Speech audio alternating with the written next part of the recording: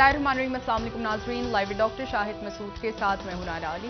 नाज़रीन, वज़ीर आज़म शहबाज शरीफ साहब ने आज़रबाईजान के सदर से मुलाकात की। मुलाकात में मुख्तलिफ शोबों में ताउन बढ़ाने पर इत्तफाक किया गया। दूसरी जानिब वज़ीर ख़जाना इसहाक डार साहब की जानिब से आज कहा गया कि IMF चाहता है कि पाकिस्तान श्रीलंका की तरह डिफ़ॉल्ट हो जाए तो फिर मुज़ाकरात किए जाएँ।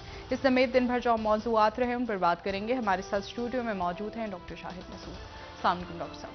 वालेकुम जी, आपको नहीं। डॉक्टर साहब, आज वज़ीर ख़जाना इसहाक डार साहब काफ़ी नाला नज़र आए और कहते हैं कि IMF हमारे खिलाफ जियो पॉलिटिक्स जो है IMF में हो रही है और पाकिस्तान डिफ़ॉल्ट कर जाए तभी IMF मुज़ाकरात करे, ये चाह रही है। और उन्होंने ये भी कहा कि कहीं ना कहीं ये ख्वाहिश है कि कहीं श्रीलंका की तरफ खुदा न खास्ता पाकिस्तान हो जाए, फिर मुज़ाकरात की तरफ जाए। गुस्से में इसहाक डार साहब परेशान हैं और उन्हें परेशान होना भी चाहिए और सबको ही परेशान होना चाहिए, क्योंकि डार साहब जो हैं उन्होंने एक ऐसी नहज पे लाके खड़ा कर दी है मुल्क को, जहाँ पर अब ये जो पाकिस्तान की मईशत है ये दुनिया भर के मीडिया की जीनत जो है वो बन रही है।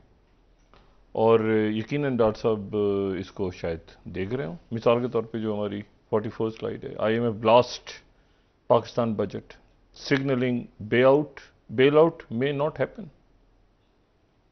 ये ब्लूमबर्ग कह रहा है कि IMF ने कहा है कि पाकिस्तानी बजट पे शदीद तनकीद की और कहा है कि शायद बेल आउट ना हो। ठीक है, 44 स्लाइड ब्लूमबर्ग। और रॉयटर्स फिर उसके बाद ये कह रहा है कि IMF सेज कि पाकिस्तान का 2024 का budget missed opportunity as loan deal deadline looms. Sir के ऊपर डेडलाइन खड़ी है और यानी अब हो जाए, आजकल में तो हो जाए, लेकिन ये कि चूंकि उसमें है ही नहीं, 22 तारीख तक तो है ही नहीं, उनके शेड्यूल में ही नहीं है। और डार साहब की तमाम तर जो उनके माशी प्लान्स, उनका मेरे ख्याल से जो एज अ फाइनेंस मिनिस्टर या एज अ पॉलिटिशियन का जो कैरियर यहाँ पे आके बिल्कुल वो आप समझ लें कि कहीं पर दीवार से टकरा गया, बंद गली में। बंद गली कहें, दीवार से, मतलब वो बिल्कुल एक ऐसी जगह जाके खड़ा हो गया है, और उनके साथ साथ तमाम मुल्क और PDM हुकूमत। और डॉक्टर साहब ने आज ये कहा कि एक बैनुल अक़वामी साजिश है, और तो ये बैनुल अक़वामी साजिश है तो इसमें तो फिर चाइना भी है ना। चाइना ने भी आपके साथ आपकी मईशत को लिंक किया हुआ है IMF के साथ, और सऊदी अरेबिया ने भी किया और UAE ने भी किया हुआ है। तो बात ये सारी कि ये डॉक्टर साहब के की जो भी था सारा जादू वो इतने साल तो चलता रहा। और डॉक्टर साहब को असल बात यह है कि उन्होंने कहा कि मैंने IMF से ये बजट शेयर नहीं किया, बहुत सारी छूट दे दी उन्होंने, इलेक्शन बजट अनाउंस कर दिया। IMF ने कहा कि ये तो हम इस छूट जो भी आपने ये कहा है कि इतने लाख डॉलर बाहर से ले आओ तो इसके एमनेस्टी स्कीम्स और ये हम तो उसको नहीं मानते। तो डॉक्टर साहब ने, मैं नहीं जानता कि क्या उनके जहन में है या आने वाले दिनों में ये जो अरेंजमेंट है इसके क्या जहन में है, लेकिन ये कि मुल्क की मईशत को एक लंबे अरसे के लिए, अच्छा ये कोई चैलेंज है कि चैलेंजेस थे जब आए डॉक्टर साहब, लेकिन यह है कि उससे पहले एक किस्त यानी हमें 4 किस्तें मिलनी थी ना जो रह गई थी, तो उसमें से एक किस्त तो मिफ्ताह इस्माइल ले आए थे PDM की हुकूमत में, और 4 किस्तें रह गई थी, तो उसमें से 6.5 अरब शायद डॉलर थे, तो 3.9 इनको मिले, बाकी ये ले ही नहीं पाए। और अब अगले चंद दिनों में हमने चाइना को वापस करने हैं उनके पैसे, अगर वो रीशेड्यूल हो जाते हैं, नहीं होते, दोनों सूरतों में कहीं कहा जा रहा है कि 3 अरब डॉलर से कम हमारे जून के अख्ताम तक ज़र मुबादला के ज़खायर रह जाएंगे। और प्लान B कोई नहीं है, प्लान B सवाए इसके कोई नहीं है कि अवाम पे मज़ीद टैक्सेस डाले जाएँ, और अवाम के बिल्कुल सकत ख़त्म हो चुकी है। अब ये इसमें वही बात कि जी 90 अरब रुपया जो है वज़ीर आज़म का, और इतने अरब रुपए के नए तरक्याती मंसूबे, उसमें आपने पैसा भी बांटना है, जो अरकान असेंबली हैं उनको खुश भी करना है, उसमें इलेक्शन भी जीतना है। तो डार साहब ने कुछ ऐसा किया, या तो देखें इत्मीनान में लेते रहते लोगों को, ये तो वो कहते रहे ना कि डॉलर्स की बारिश बरस रही है और हम डिफ़ॉल्ट नहीं होंगे, हमें डिफ़ॉल्ट होना भी नहीं चाहिए, शुक्र है हम हुए भी नहीं हैं, होंगे भी नहीं इंशाल्लाह, लेकिन कसर तो हमने कोई नहीं छोड़ी ना। और जाहिर है कि अगर 3 अरब डॉलर से कम रह जाएंगे ज़खायर हमारे, तो उसके बाद फिर एलसीज़ कैसे खुलेंगी, फिर उसके बाद कारोबार कैसे चलेगा। और रज़ा रब्बानी साहब ने आज कहा है कि अगले हफ्ते से मुख्तलिफ बड़ी कंपनीज और ये अपनी पैदावार बंद कर सकती हैं। और ये सारा तो देखें बात ये सारी कि ये एक जब मईशत को सियासत से जोड़ देते हैं ना आप, ये गड़बड़ हो जाती है। इससे कहीं ज़्यादा ख़राब हालात थे भारत। आपको सीखना चाहिए, अब लेसन लर्नड। उनके पास 1991 में मेरे ख्याल से कुछ 1.5 अरब डॉलर रह गए थे सिर्फ, जब वहां पे एक प्रॉपर माहिर माशियात आया, वजीर खजाना, यानी वो पॉलिटिशियन भी, लेकिन एक होता है ना, यानी ये नहीं कि इसका रिश्तेदार इसका नहीं, प्रॉपर एक शख्स आया, मनमोहन सिंह जी, और उन्होंने आके वो सोना, यानी इतना खराब हालात हो गए थे कि सोना बाहर रखवा रहे हैं, ये पहले हम डिस्कस कर चुके हैं, लेकिन फिर उन्होंने रिफॉर्म्स किए। और ये कोई दिहाइयों सदियों पुराना किस्सा नहीं है, ये 1991 सर पे खड़ा है। उन्होंने रिफॉर्म्स किए उसी मुल्क में जहां पर हमारे जैसे लोग ही हैं ना जी, वही मसाइल हैं बहुत सारी, उन्हीं में रिफॉर्म्स किए और मईशत ठीक कर दी। मतलब ये अगर आप हर चीज पे सियासत ना करें तो हल निकला आता है, वो निकला है। और तारीख में शायद सबसे ज्यादा उनके ऊपर कर्जा चढ़ गया था, लोन्स, एक क्राइसिस आ गया था बहुत बड़ा, उन्होंने निकाला मुल्क को। लेकिन ये कि अगर वो उस वक्त ये कहना शुरू कर देते कि फिक्र ना करें जी, कुछ कुछ देर में बारिश होने वाली है डॉलरों की और सब होगा और ये होगा वो, तो इस तरह ऐसे नहीं होता। हमें एक और रिश्तेदारियां हैं और कुर्बतें हैं, और ये मियाँ साहब के पास हैं तो वो उसके करीब हैं, तो ये जरदारी साहब से बात करते हैं, तो इस तरह मैशतें नहीं ठीक होती। तो बदकिस्मती ये है कि ये अब ये फंस गए, ये बंद गली के मुसाफिर हैं। इन्होंने तो सियासत, अपनी सियासत की कुर्बानी दी थी रियासत को बचाने के लिए। तो इनके जो मद्दे मुकाबिल शख्सियत थी, उन्होंने तो बम पे लात मारी है ना खुद, उन्होंने तो खुद बम पे लात मारी है ना, तहरीक इंसाफ के चेयरमैन, वो बम पे लात मारी, और मतलब छोटे मोटे बम पे भी नहीं मारी, अच्छा खासा उन्होंने, मतलब अजब सिलसिला हुआ उसमें। इनकी तो कोई कारकर्दगी नहीं है, ठीक है ना, इनकी तो कोई कारकर्दगी है ही नहीं। इनकी कारकर्दगी माशी मैदान में तो मईशत ही थी ना जो ठीक करना था आगे। तो ना मईशत ठीक हुई, ना ये नवाज शरीफ को वापस, नवाज शरीफ सब कोई जान के, मैं इस वक्त ये बात नहीं कहना चाह रहा, लेकिन ये बात आगे जाके कहीं खुलेगी कि नवाज शरीफ वापस क्यों नहीं आए। 14-15 माह हो गए हैं नवाज शरीफ हुकूमत अपने इख्तिताम पे जा रही है। कभी वो लारा लप्पा लगाते हैं चीफ जस्टिस चेंज होगा, कभी कहते हैं कि वो अस्करी क़यादत चेंज होगी, कभी ये होगा, कभी वो होगा, कभी फलां होगा, दिमाग, ये इन्होंने लारा दे के और जनाब नवाज शरीफ को रखा हुआ है। तो मसला ये है कि अब इस पूरे खेल में ये, मतलब ये क्या हुआ, इनके साथ क्या हुआ, मुल्क के साथ क्या हुआ, ये क्या है।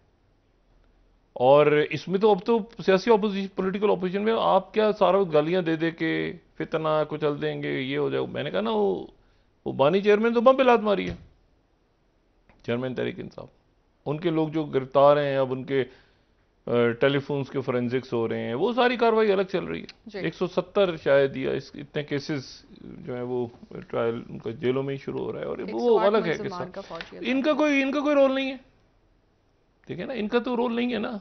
अभी तक तो काम चल रहा था गालियों पे, तो अब तो गालियां भी, अब तो अपोजिशन ही नहीं, तो गालियां किसको देंगे। तो नतीजा ये है कि कभी वो ओवरसीज पाकिस्तानी को गालियां देनी शुरू कर देते हैं। यानी ये जो देखें हमारा जो डायस्पोरा है, ख्वाजा आसिफ साहब को ये इल्म होना चाहिए कि ठीक है, खलीजी ममालिक से लोग पैसा भेजते हैं और वहां पे उनको शहरियत नहीं मिलती, और सबसे ज्यादा वहीं से भेजते हैं। लेकिन किसी भी मुल्क का जो डायस्पोरा होता है, चाहे वो इंग्लैंड में हो या यूरोप में हो या वो अमेरिका में हो, वो बड़ी अहमियत रखता है, बहुत अहमियत रखता है। उसी में से लोग ग्रूम होके उनके सिस्टम्स में जाते हैं, इलेक्शन लड़ते हैं, आप कहते हैं कि जी सादिक खान लंदन के मेयर बन गए, आप कहते हैं जी वो फर्स्ट मिनिस्टर स्कॉटलैंड के बन गए। वो आपका डायस्पोरा जो है वो आपके सफ़ीर होते हैं, और उन आप जाते हैं जब अभी ये जो इंडियन प्राइम मिनिस्टर मोदी जा रहे हैं तो 2 उसमें प्रोग्राम्स उन्होंने रखे हैं जो कि डायस्पोरा से, इंडियन डायस्पोरा से खिताब गुफ्तगू करेंगे 23 तारीख को, यानी 22 तारीख को तो उनकी कांग्रेस में खिताब है, और उससे पहले जो है वो उनकी प्रेसिडेंट बाइडेन से मुलाकात है। पहले वो न्यूयॉर्क में है, वो भी एक तरह से डायस्पोरा से खिताब है क्योंकि योगा डे वो जो है वो होगा, और फिर उसके बाद वो ब्लेयर हाउस में ठहर जाएंगे जाके वॉशिंगटन में। तो योगा डे जो मना रहे हैं तो वो भी डायस्पोरा, तो आपका डायस्पोरा बड़ा इंपॉर्टेंट होता है, बहुत अहम होता है, और वो आपके सफ़ीर भी होते हैं, वो आपके मतलब है कि बहुत उनको मोहब्बत होती है और बहुत ज़्यादा उनकी अहमियत होती है। तो आप ये कह के सिर्फ कि जी वो बाहर बैठे हैं और गाली गलम कुछ करो, ये भी तो बताए ना कि आपके ये जो हमारी एलीट क्लास बैठी है पार्लियामेंट में, पहले अपना भी तो ज़रा हिसाब किताब दें ना कि किसके बाल बच्चे कहाँ किस मुल्क में बैठे हैं, फिर दूसरों को बोलें। तो बात यह कि जब कोई बात करने को छाप दें इश्तिहार, क्यों नहीं छापते रियल इस्टेट के किन किन लोगों ने पिछले 1971 के बाद टैक्स ये कर्जा चोरी किया मुल्क का, सबकी लिस्ट छापें और पकड़ें सबको। किसने मना किया है? हुकूमत में है ना, तो करें, छापें, क्यों नहीं नाम लेते? हुकूमत गिर जाएगी।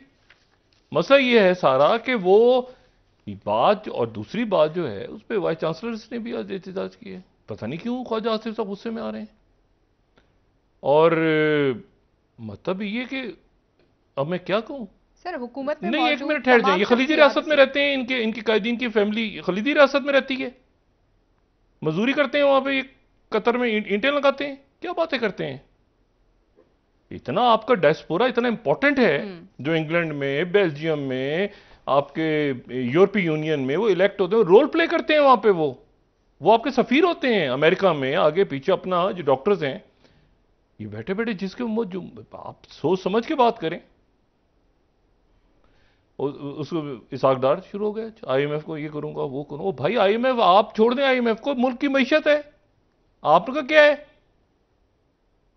ये मुल्क की मैशत ठीक करने आप आए थे, आपका क्या है? यहां से वास्ता क्या है आपका? मुल्क की मैं लड़ूंगा मरूंगा, ये आलमी साजिश हो रही है, फलां हो रहा है, ढिमाकना हो रहा है, क्या बात करते हैं?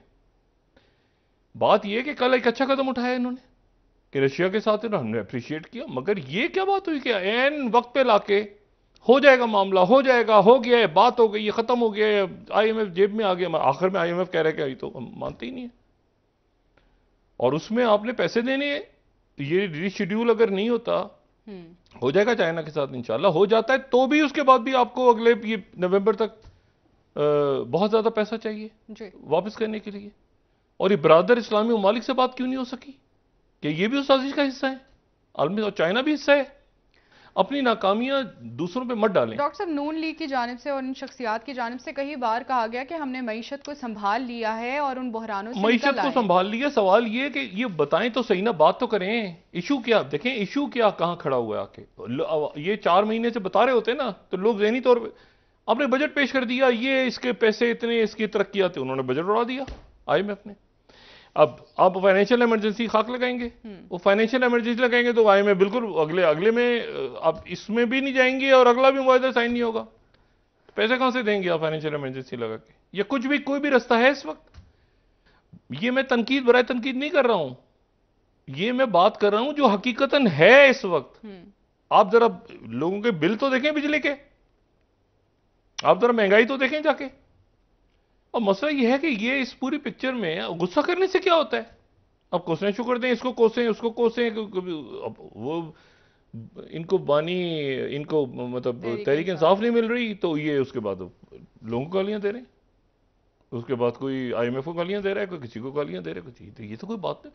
और इंतहाई ठहराव मैं देखें, ख्वाजा आसिफ साहब जब तक ये बात सारी कर रहे थे ना दिफा की, तो हम कहते रहे उनकी बात, हमायत करते रहे, मगर ये तो नहीं कि आप सारे पाकिस्तानी डायस्पोरा को उड़ा दें। उनका बड़ा रोल है, वो सफीर हैं आपके। बिल्कुल। आप ये देखें, मसूद खान साहब हमारे जो वाशिंगटन में हर दूसरे तीसरे दिन वो बुलवा रहे होते हैं, ये खुद वजीर खारजा रहे हैं, इनको नहीं पता पाकिस्तानी डायस्पोरा की क्या इंपॉर्टेंस होती है यूरोपीय यूनियन में या यूरोपीय पार्लियामेंट में या बाहर, हर जगह। जरा सा एक पैच आया हुआ है कि वो बाहर बैठे हुए पाकिस्तानी परेशान है इस बात पे कि भाई क्या हुआ है, उनका वोट बैंक जो है वो ज़्यादा तहरीक इंसाफ की तरफ था। तो इसका मतलब ये तो नहीं कि सबको लपेट दें उसमें। और दूसरी जो बात है कि इसमें देखिए मसला क्या कहां जाके खड़ा हो गया, मसला ये खड़ा हो गया है कि वो मसला भी अटक गया है वहां पे सुप्रीम कोर्ट में, वो मसला अटक गया है। इन्होंने पता नहीं क्या खुदा जाने किस तरह से केस लड़ा है कि जी वो नजर सानी की अपील होगी, वो नजर सानी और जो रिव्यू पिटीशन और वो मसला अटका हुआ है। नहीं अच्छा, मैं देखिए मैं बिल्कुल ये इसके ऊपर तो हमारा एक नुक्ता नजर था, बहुत अच्छा होता ये एक फुल कोर्ट बनता, बहुत अच्छा होता, कोई तनाजा ना खड़ा होता, कोई तनाजा खड़ा ही ना होता कि फुल कोर्ट बनता। और ये मुझे नहीं पता तकसीम है क्या है आपस में, मोहतरम जज साहिबान है हमारे, लेकिन मुझे ये समझ में नहीं आता कि एक ये मुझे कुछ समझाए, मैं कोई माहिर कानून तो नहीं हूं, लेकिन मुझे कोई ये बताए कि जो कानून आप बनाते हैं, यानी कोई भी कानून आप छोड़ देंगे मियां नवाज शरीफ साहब के लिए, ये जहांगीर तरीन साहब के लिए, किसी के लिए कोई भी कानून अगर मुल्क में बनाया जाता है तो वो इस तरह से बनाया जाता है ना कि जैसे आज 15 तारीख है तो आप कहेंगे जी 20 तारीख से सिगरेट पीना जुर्म है, चलें लोग सिगरेट पीना बंद कर देंगे, ऐसे ही होगा ना। आप ये कैसे कानून बना सकते हैं कि जी पिछले साल 20 जून से जिन जिन लोगों ने सिगरेट पिया था उनको उठा के फेंक दो जेलों में। ओ भाई वो तो यानी ये बैक डेट पे कैसे आप लॉ बना सकते हैं? यानी अगर आप ये कह रहे हैं कि जी ये जो है ये रिव्यू या अपील का हक जो है ये पहले से है, अच्छी बात है, मगर पहले से कब से है? मतलब अगर कोई 1970 में कोई फैसला अदालत ने दिया है या 1975 में दिया है या 1980 में दिया है, मतलब उस वक्त क्या लोगों ने, भाई लोग तो उस वक्त उस अदालत में जा रहे थे ना, उनके पास रिव्यू थी, पिटीशन, जो वकील ने कहा उन्होंने किया, गरीबों ने, कोई फांसी लग गया, कोई किसी का कोई केस हार गया, कोई रिहा हो गया, कोई ये हो गया। अब आप एक कानून बना रहे हैं 2023 में और वो पिछली तारीखों पे बना रहे हैं, तो उसके बाद तो हजारों लोग आके खड़े हो जाएंगे सुप्रीम कोर्ट के अंदर के भाईजान ये हमारी ये भी सुने, ये भी सुने, ये अपील भी सुने, ये रिव्यू पिटीशन ये ऐसे थी ऐसे। ये बैकडेट पे कानून, मतलब एक बड़ी अजीब सी बात है। मुझे नहीं पता क्या फैसला आता है, इनके हक में आना चाहिए, जाहिर है इन्होंने कानून बनाया सारा, लेकिन अजब सी बात है कि बैकडेट के ऊपर पिछली तारीखों पे कैसे, यानी अगर ये नवाज शरीफ साहब की स्पेसिफिक वो डाले ना कि जी ये इस तरह से हुआ है, मतलब इनकी लीगल टीम है, हम कौन है बताने वाले, मतलब स्पेसिफिक डाले ना ये नवाज शरीफ साहब का केस है, ये इस तरह से इनको एक किया जाए, इनका मामला ऐसे नजरसानी की जाए, जो भी किया जाए वो उसके, और वो उसको कोई ना कोई रास्ता निकाल के उसको आगे करें। इसी तरह जहांगीर तरीन साहब करें। अब ये जो बैक डेट, अच्छा ओपन है बैक डेट, ये भी नहीं कि इस तारीख तक के बाद की जो अपीलें हैं वो रिव्यू या नजरसानी, वो ओपन एंडेड है जी। यानी वो 1980 तक ले जाएं आप सुप्रीम कोर्ट के फैसलों को, 1990 में ले जाएं उनको, 2000 की दिहाई में, तो ये तो मुझे नहीं पता इसके ऊपर क्या फैसला आता है सुप्रीम कोर्ट का, लेकिन ये है कि ये बहरहाल एक बहस चल रही है वहां पे, और वो जाहिर सी बात है अब ये तो यानी 2000, अच्छा इसमें जो खुश तरीन शख्सियत है जिनको हवा के झोंके आ रहे हैं, ठीक है, वो इस वक्त आप समझें कि एमिरेट्स हिल से निकलें, थोड़ा सा आगे जाएं, दुबई का साहिल समंदर, खूबसूरत पानी बह रहा है, कश्तियां चल रही हैं, वो शख्सियत वहां मौजूद है और उनका नाम है जनाब आसिफ जरदारी। उनको ठंडी हवा के झोंके आ रहे हैं, चाहे वो आज़ाद कश्मीर का इलेक्शन हो, चाहे वो कराची के मेयर का इलेक्शन हो, ये मुल्क की मईशत का जो सतह, इससे कोई ताल्लुक नहीं है, ठीक है।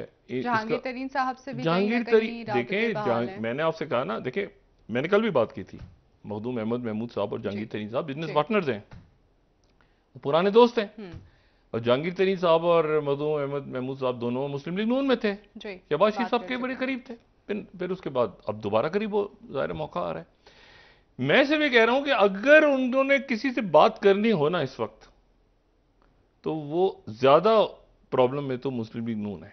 अगर वो मुस्लिम लीग नून से बात करेंगे तो पूरी मुस्लिम लीग, देखें मुझे नहीं पता इन्होंने क्या किया, मरीम नवाज साहिबा के साथ क्या किया है, वो बेचारी आती हैं थोड़े दिन के बाद वो बोल बाल के चली जाती हैं, इन्होंने क्या किया है, लेकिन अगर आप पॉलिटिकली देखें तो वो तो अगली हुकूमत जरदारी साहब तो मैंने कल भी कहा था ना, जरदारी साहब सदर बने, वजीर आजम उनको दे दें, वजीर खारजा उनको दे दें। हाँ, या किसी को, वो जरदारी साहब कहते हैं ना, make him an offer which he can't refuse, godfather. मतलब ऐसी ऑफर करो रिफ्यूज ना कर सके बंदा। मतलब एक आदमी सोच रहा है कि मैंने पंजाब का वजीर आला नहीं बना, उसको वजीर आजम बन जाओ, बना दिया था ना पहले इन्होंने। देखिए ना, परवेज अली साहब को डिप्टी प्राइम मिनिस्टर बना दिया था, उदा ही नहीं था, बना दिया था। शहबाज शरीफ साहब को वजीर आजम। हाँ, शहबाज शरीफ साहब जरदारी साहब के वजीर आजम है। नवाज शरीफ साहब से कोई ताल्लुक नहीं है, नवाज शरीफ साहब से कोई ताल्लुक नहीं है उनकी वजारत उज़्मा का। नवाज शरीफ साहब बाहर बैठे हुए हैं बेचारे। अब इशू ये सारा कि वो जरदारी साहब जो हैं वो ज़ाहिर है इंतजार कर रहे हैं बाहर बैठ के, क्या कॉल आती है वहां से। थोड़े से वो नाराज भी हैं कि ये अलग से ग्रुप कैसे बन गए जहांगीर तरीन साहब का। लेकिन मैंने कहा जहांगीर तरीन साहब और मखदूम अहमद महमूद साहब जो हैं, ये दोनों शख्सियात जो हैं, ये इनका कोई पीपल्स पार्टी या तहरीक इंसाफ या वो मुस्लिम लीग काफ या मुस्लिम लीग फंक्शन में भी इनका कोई ताल्लुक नहीं है। ये अपना बिजनेस ग्रुप अपने देखेंगे ना, अपना इंटरेस्ट क्या है उनका, पाकिस्तान इस्तेकाम पार्टी का। और वैसे क्या आज देखें, फिरदौस आपा को उन्होंने सेक्रेटरी इतलात बना दिया, बड़ा टफ कंपटीशन था। फैजुल हसन चौहान साहब 10 में से 9 नंबर लेके जो मेरी इतलात है, फिरदौस आपा जीत गई। 8.5 नंबरों से उन्होंने फयाजुल हसन चौहान को शिकस्त दे दी, और शायद 4-5 नंबर के फिरदौस फवाद चौधरी साहब आजकल जरा ठुस हुए हुए हैं, लेकिन वो बहरहाल सबसे जो जो जरूरियात होती है ना, जो रिक्वायरमेंट्स होती है ना, कि मेरिट लिस्ट में उसमें फयाजुल हसन चौहान साहब जो है वो पीछे रह गए, ये आगे बढ़ के इन्होंने। अब मुझे ये बताएं कि इलेक्शन में और कुछ ना हो, सिर्फ फिरदौस आशिक अवान साहबा को आप उतार दें, मरीम नवाज साहबा और मुस्लिम लीग उनके मद्दे मुकाबले, क्या बनेगा? जो बचा कुचा उनका, या उधर से इधर उतार दें। फिरदौस आपा का कोई इशू नहीं है, उनको उधर रख दें तो पीपल्स पार्टी पे चढ़ा दें, इधर उधर चढ़ाई करवा दें वो। लेकिन मसला ये है कि कितना बड़ा वेपन ऑफ मास डिस्ट्रक्शन है वो।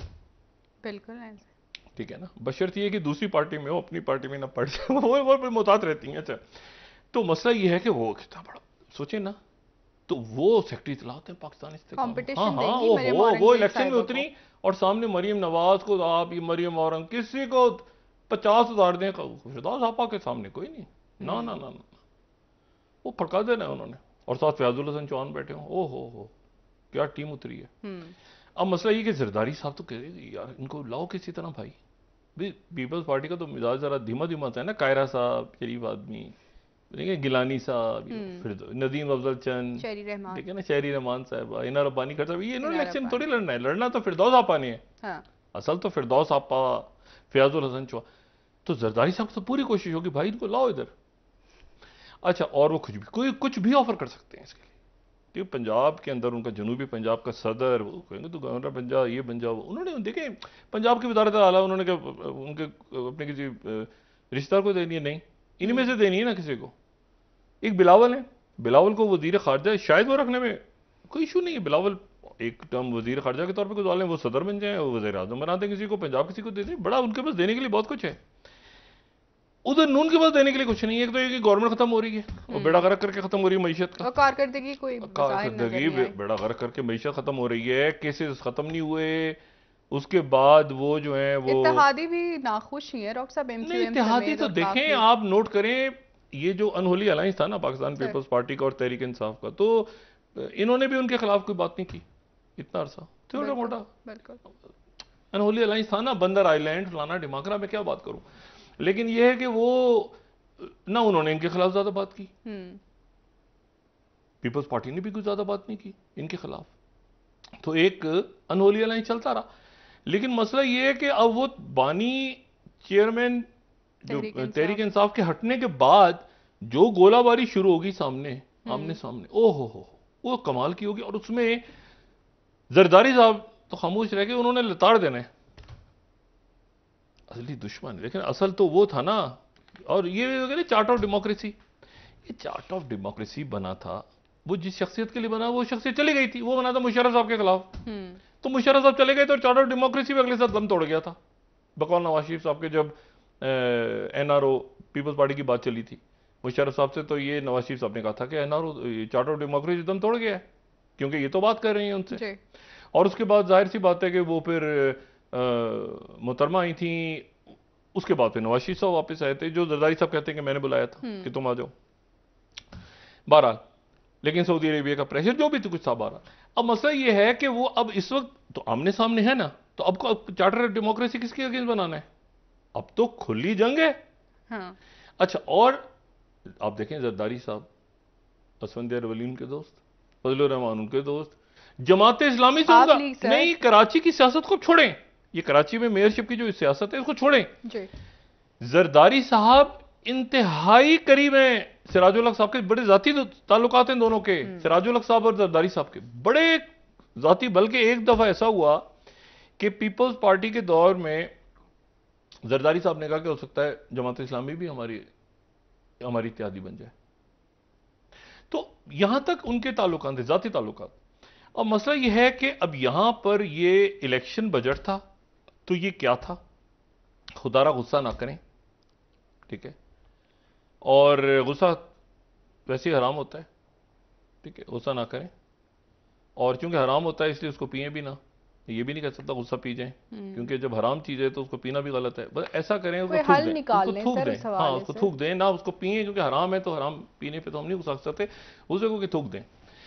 दूसरी जो बात है वो ये है कि जो मैंने आपसे पहले बात कही कि ये जो अब इन्होंने कहा ना आलमी साजिश और ये सारा, ये तो एक अवाम को सुनाने वाली बातें हैं ना, असल बात है। और जियो पॉलिटिक्स होगी तो उसको सॉल्व रिजॉल्व करते हैं। बिलावल ने तो नहीं बात की है, ये कोई और तो नहीं कर रहा बात, ये डर सा भी कर रहे हैं। भाई आप देखें ना, अगले हफ्ते जो है वो शहबाज शरीफ साहब पेरिस जा रहे हैं। अच्छा, पेरिस जाना उनको बड़ा इंपॉर्टेंट है, ये वहां पे हो रही है, हाँ, ये हो रही है summit for new global finance pact, ये 22 और 23 तारीख को हो रही है। और ये वो कॉन्फ्रेंस है जिसमें शिरकत के लिए मोहम्मद बिन सुलेमान, अच्छा, वली है सऊदी अरेबिया के, इसमें 100 के करीब इसमें शरीक हो रहे हैं, जो हेड ऑफ स्टेट्स और वगैरह, बड़ी कॉन्फ्रेंस हो रही है। तो इशू ये है कि ये, और ये पेरिस में हो रही है और प्रेसिडेंट मैक्रोन ने बुलाया। ये जब हो रही होगी तो वहां पर अमेरिका में मोदी साहब पहुंचे होंगे। अच्छा, ये बड़ा खतरनाक है, ये दौरा खतरनाक, इंपॉर्टेंट, अहम।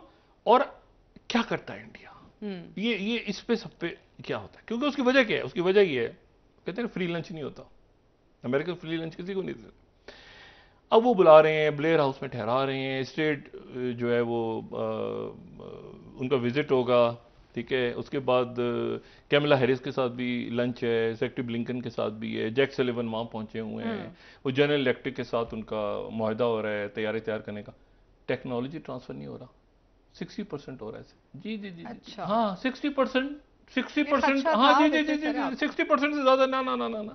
असल चीज टेक्नोलॉजी ट्रांसफर थी, वो टेक्नोलॉजी ट्रांसफर 60% पर अटक गया जाके। दूसरा मसला बड़ा अजीब है, देखिए इनका होता है ना, जैसे इंडिया कॉकस होता है हर जगह, पाकिस्तान का भी होता है, इंडिया का भी। तो इंडिया का कि जो दो वहां पे बड़े इंपॉर्टेंट सेनेटर्स हैं और दो पार्टियों के हैं, डेमोक्रेट और रिपब्लिकन।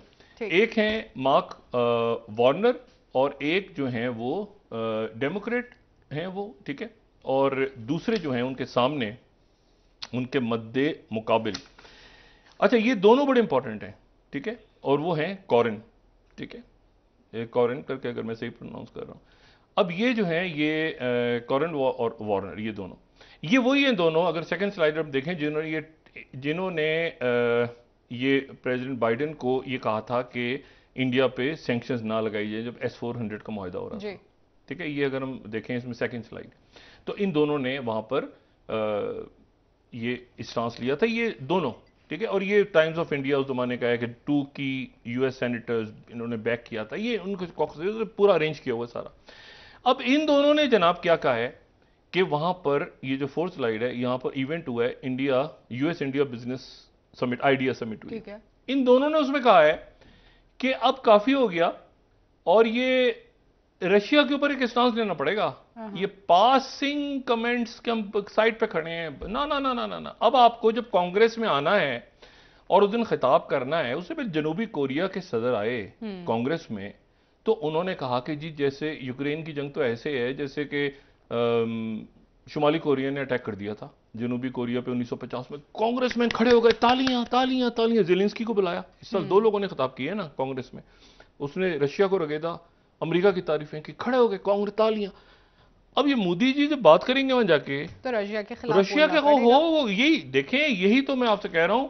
ये देखें इंडियन एक्सप्रेस, ये इसी साल का, एट सम पॉइंट ये कौन सेनेटर्स हैं जिन्हें बुला रहे हैं इनको, ये 5th slide. At some point India now great power has to choose a side on Ukraine war.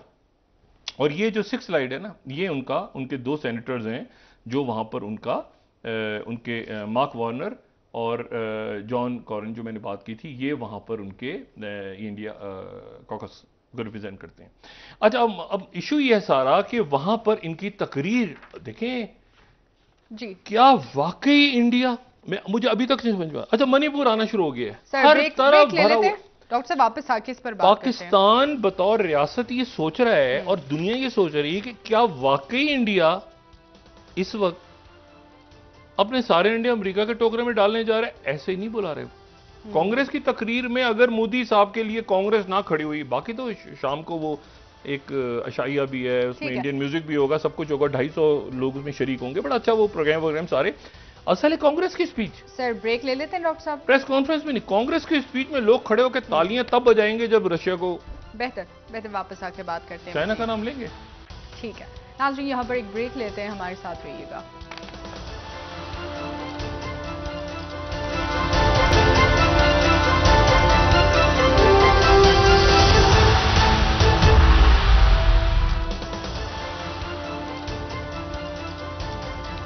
Welcome back नाज़रीन। जी डॉक्टर साहब, इसाक डार साहब की जानिब से ये जो कहा गया है कि हमारे खिलाफ जियो पॉलिटिक्स हो रही है, पाकिस्तान को डिफॉल्ट करने की कोशिश की जा रही है, यही इसी तरह के इल्ज़ामात हमने माजी में भी देखे। लेकिन क्या इस वक्त कोताहियों की वजह से ये मुज़ाकरात नाकाम हुए हुकूमती, या वाकई में कोई जियो पॉलिटिक्स हो रही है इसकी? मैं आपको सिर्फ वापस आता हूँ इस पर। मैं सिर्फ आपको ये बताऊँ कि जो मणिपुर का वायलेंस है ना, ये अब चला गया है इंटरनेशनल लेवल पे जी। और इसको तमाम दुनिया इसलिए डिस्कस इसको करी, कई वजूहात हैं। पहली वजह तो उसमें से ये है कि जो ह्यूमन राइट्स वॉच की जो रिपोर्ट आई है वो बता रही है कि सबसे ज़्यादा अगर दुनिया में कहीं इंटरनेट बंद किया गया है सप्रेशन के लिए तो इंडिया है। सबसे ऊपर उन्होंने ह्यूमन राइट्स वॉच ने इंडिया को रखा हुआ है। और उसके बाद मज़ीद वहाँ पर 9 लोगों की डेथ हो गई है, वहाँ पर सेपरेशन की तहरीक चल रही है और अच्छा खासा मामला जो है वहाँ पे ख़राब है। मैंने आपसे कहा ना कि दुनिया भर का मीडिया अब इसको कोट करने लग गया है, तो ये एक प्रॉब्लम है जिसको उन्होंने रिजॉल्व करना है बहर सूरत। अच्छा, और ये मणिपुर का मैंने आपसे वही बात की कि ये देखना ये है कि वो वहाँ कमिट क्या करते हैं अमेरिका में, वो क्या चाइना का नाम लेते हैं। अभी तक मोदी प्राइम मिनिस्टर मोदी जो इंडिया के, उन्होंने चाइना का नाम नहीं लिया आज तक, उन्होंने आज तक रशिया का नाम भी नहीं लिया। लेकिन क्या वो वहां पर कांग्रेस के अंदर, मैंने कहा ना, लोगों ने खड़े होकर तालियां बजानी है जब उन्होंने चाइना का नाम तो कम, रशिया का ज्यादा ओपन, यूक्रेन के ऊपर और डिफेंस डील्स हो रही हैं वो, लेकिन क्या वो करेंगे इस वक्त, ये यहां पे देखना है। अच्छा, एक और शख्सियत का मैं आपको बताऊं, एक बड़ी थोड़ी सी तारीख बता के ना, एक ये मोहम्मद अली पाशा जब जो वाली मिस्र आ गए थे यहाँ पे उस्मानी सल्तनत में, मिस्र में आ गए थे, पहले भी उन्होंने बात की थी और ये इतने स्ट्रांग हो गए थे कि ये पूरा मिस्र को वहां तक ले जाने के चक्कर में थे, यानी एक तरह से बगावत कर दी थी उन्होंने। जी हाँ, एक्सपेंड कर। तो इनके बहरहाल जो इनके ख़ानदान के जो आखिरी यानी आखिरी बादशाह थे मिस्र के, वो तो थे शाह फारूक अव्वल। लेकिन शाह फारूक अव्वल के जो वालिद थे शाह फवाद अव्वल। अच्छा, शाह फवाद अव्वल जो हैं उनका 1936 में इंतकाल हो गया और उसके बाद उनकी जो बेटी थी जी, शाह फवाद की बेटी यानी शाह फारूक की बहन, ये शाह फारूक वो हैं जिनका तख्ता उलट दिया था जमाल अब्दुल नासिर 1952 में। लेकिन ये उनकी जो बहन यानी उनकी बेटी, उनका नाम था फौजिया, शहजादी फौजिया। उनकी शादी हो गई थी ईरान के वली अहद से और उनका नाम था रजा शाह पहलवी। लेकिन वो शादी जो है वो अच्छा, उनकी फिर बेटी भी एक हुई और उनकी बेटी जो है अब हयात हैं और उनका नाम है शहनाज पहलवी। लेकिन वो शादी चली नहीं और 1945 में डाइवोर्स हो गई और 2 साल के बाद वो बादशाह बने। यानी बादशाह बनने के 2 साल बाद, यानी ये मलका, पहली मलका जो ईरान की थी वो मलका फौजिया थी। अच्छा, और वो इजिप्ट से थी ये बात इंपॉर्टेंट है। तो इजिप्ट के एक ताल्लुकात ईरान के साथ बने रहे, इतने गहरे ताल्लुकात हो गए कि शाह ईरान जब आखिरी दिन भी उन्होंने इजिप्ट में गुजारे थे, उनकी डेथ भी वहीं हुई थी, ठीक है। लेकिन फिर उसके बाद ताल्लुकात खत्म हो गए थे जब इनकलाब आ गया। अब 40 साल के बाद ईरान सऊदी अरब के ताल्लुकात, तो ईरान और मिस्र के ताल्लुकात बहाल होने जा रहे हैं। ईरान और मिस्र के ताल्लुकात बहाल होने जा रहे हैं और दरमियान में ओमान ने अहम किरदार अदा किया। ओमान बड़ा ज़बरदस्त मुल्क है और ओमान बहुत ही डिप्लोमेसी और दोस्तियां करवाना, और इसमें ओमान, तो ये बड़ी इंटरेस्टिंग बात है कि जो इजिप्ट और ईरान के वो ताल्लुकात जो जिनकी मैंने तारीख बताई कि वो ताल्लुकात जो उस वक्त बने थे, और उस वक्त बड़ा एक धूम मची थी कि जी एक सुन्नी मुल्क है, एक शिया मुल्क है, आप शादी हो रही है, वली अहद की अगली मलका जो है वहां से आई हैं सारा। तो इनकी साहबजादी जिंदा है अभी, जो शहनाज, जो यानी पहली साहबजादी पहली शादी से थी, वो स्विट्जरलैंड में रहती हैं। उनको इजिप्ट की नेशनलिटी मिली है, ईरान की नहीं मिली। तो एक तो ये बात। दूसरी जो बात है, मैंने आपसे कहा कि मणिपुर का झगड़ा ये पीछे पीछे फॉलो करेगा, क्योंकि सेपरेटिस्ट मूवमेंट्स, कई मकानों को आग लगाई जा रही है, वो मामला इतना कॉम्प्लेक्स है कि उसका कोई हल नहीं आ रहा किसी के सामने। बहुत डेडली है। जो जिन लोगों ने कबाइल देखे हैं, कबाइल की लड़ाई देखी है, चाहे यमन में, चाहे लिबिया में, चाहे इराक में, वो कबाइल की लड़ाई बड़ी खौफनाक होती है। लेकिन ये अब एक अलहदगी पसंदी की तरफ जा रही है। और दूसरा मामला इसमें वो क्रिश्चियनिटी का भी है, और इसीलिए फॉरेन पॉलिसी भी कह रहा है कि जी अपने आर्टिकल्स में कि मोदी साहब को पीछे देखना चाहिए, पलट के देखना चाहिए, ध्यान करना चाहिए मणिपुर में क्या हो रहा है। ये फॉरेन पॉलिसी का आर्टिकल भी कह रहा है, वाशिंगटन पोस्ट भी कह रहा है, बाकी अखबारों ने, गार्डियन ने भी कहा, शुक्र जी। और इसी दौरान ये मैंने आपसे बात की ना कि ये यहाँ से, ये फाइनेंशियल टाइम्स ने लिखा है, इंडियाज मणिपुर स्टेट, ये सारे वहाँ के अखबारों ने शुक्र दिया, एथनिक वायलेंस शुरू हो गया है। ये फॉरेन पॉलिसी कह रहा है, Modi can't look away from Manipur, ठीक है। तो ये मतलब मणिपुर अब इंटरनेशनल मीडिया की एक बड़ी कहानी है कि वहाँ पे क्या हो रहा है। और मणिपुर में स्ट्रेटेजिक इंपॉर्टेंस है ना, क्योंकि चाइना, म्यांमार, वो सारा उधर बांग्लादेश। अब इशू ये सारा, इसी में ये ध्यान में रखें कि ये शहबाज शरीफ जा रहे हैं ये फ्रांस, एक तो अजरबैजान गए तो एलएनजी उनके साथ हुआ मुआहदा, और वो कंसेशन को उसको वर्ल्ड मीडिया ने कवर किया। और उसके बाद ये जो फ्रांस जा रहे हैं ना, तो फ्रांस में एमबीएस भी हैं। अच्छा, एमबीएस का ये बड़ा इंटरेस्टिंग है कि फ्रांस में उनकी मैक्रोन से मुलाकात है, और मैक्रोन से उनकी मुलाकात बड़ी पॉजिटिव। मैक्रोन मिडिल ईस्ट में आना चाह रहे हैं। अब याद करें, लेबनान के अंदर जब ब्लास्ट हुआ था तो मैक्रोन को लोग वेलकम कर रहे थे, बिल्कुल, और कह रहे और थे बगदाद बिल्कुल इसी तरह मैक्रोन का, सॉरी, लेबनान का सदर नहीं मुंतखब हो रहा। तो मैक्रोन की जो एंट्री है वो एमबीएस वहां पे है। हाँ। वहां, और वहां पर वो वहां होंगे, यूरोप में, पाकिस्तान भी 100 मुल्क होंगे, ठीक है, जर्मनी भी है। अच्छा, चाइना के वजीर आजम भी आ रहे हैं। अच्छा। सदर नहीं, वजीर आजम। अच्छा। उनका पहला दौरा बतौर फ्रांस आ रहे हैं इस मीटिंग में। बहुत इंपॉर्टेंट मीटिंग है, यानी एक ब्रोकन सिस्टम में दुनिया का फाइनेंशियल सिस्टम तो टूट चुका है, लेकिन बहरहाल ये एक गैदरिंग बड़ी इंटरेस्टिंग हो रही है। उस वक्त हो रही है जब बाइडेन वहां पे मोदी साहब के साथ बैठे हैं, तो ये 100 लीडर यहाँ जमा हो रहे हैं। और ये जगह मैक्रोन को, यानी यूरोप को जो री एंट्री हो रही है, ये मुझे लगता है कि इसमें सऊदी अरेबिया एक अहम रोल प्ले कर रहा है।